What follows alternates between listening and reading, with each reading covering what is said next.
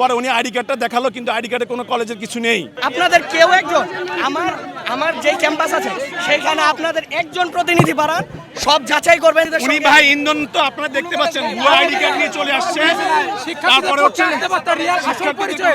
ভুয়া ID card নিয়ে চলে আসছে এবং উনি প্রথমে বলেছেন উনি ক্যামব্রিয়ান কলেজে পড়ে। প্রথমে আমি ওনাকে ধরেছি, ওনার সাথে আমরা বলছি আপনারা আপনাদের প্রতিনিধি দেন। উনি তখন পিছনে যাচ্ছে যে উনি প্রতিনিধি দিবে না। আমি বললাম আপনি কোন কলেজে পড়েন, তখন উনি বললো যে আমি ক্যামব্রিয়ান কলেজে পড়ি। এরপরে বললাম আপনাদের কলেজের একজন প্রতিনিধি দেন, বিভিন্ন কলেজ থেকে একজন করে প্রতিনিধি দেন, আমরা আপনাদের দাবির সাথে একমত, আমরা সরকারের সাথে কথা বলবো। উনাকে জিজ্ঞেস করেছিলাম আপনি কোন কলেজে পড়েন, উনি আমাকে বললো ক্যামব্রিয়ান কলেজে পড়ি। পরে আমি বললাম আপনার আইডি কার্ডটা দেখি।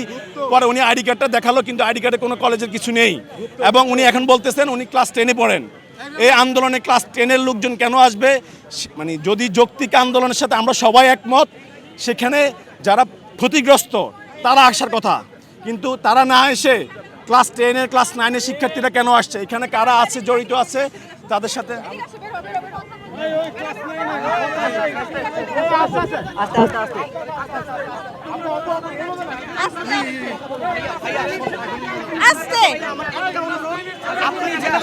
আপনার কাছে আমি জাস্ট একটা অনুরোধ করতে চাই, আপনাদের কেউ একজন আমার যে ক্যাম্পাস আছে সেইখানে আপনাদের একজন প্রতিনিধি পাঠান, সব যাচাই করবেন যে আমার এখানে কেন আইডি কার্ড নেই, জাস্ট এটা কেন ধরায় দিছে। আইডি কার্ডটা ফেলে দিলেন কেন? এই যে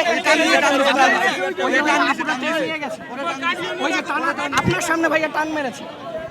আপনাদের কাছে বিচার দিয়ে গেলাম, এই আন্দোলনে ভুয়া লোকজন ঢুকেছে, আপনাদের কাছে বিচার দিয়ে গেলাম। অবশ্যই আমরা তোমাকে সেফলি পৌঁছে দিচ্ছি, আমরা তোমাকে সেফলি পৌঁছে দিচ্ছি। আপনার কাছে আমার একটা অনুরোধ শুনেন ভাইয়া।